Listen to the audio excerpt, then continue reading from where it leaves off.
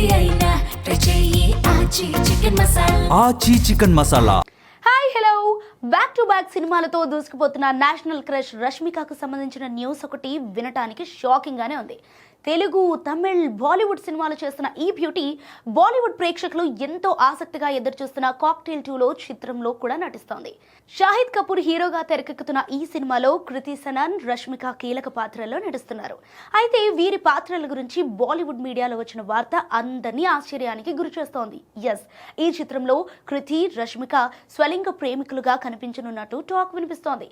Triangle love స్టోరీగా ఈ చిత్రం రానున్నట్టు ప్రచారం జరుగుతుండగా లెస్బియన్ లవర్స్ గా కనిపించనున్నారట. అయితే ఈ వార్తల్లో ఎంతవరకు నిజముందనేది తెలియాల్సిందే. హేమి అదజాన్య దర్శకత్వంలో కాక్టైల్ 2 తెరకెక్కుతుండగా జనవరి 31న ఈ సినిమా షూటింగ్ పూర్తయినట్లు టీం తెలిపింది.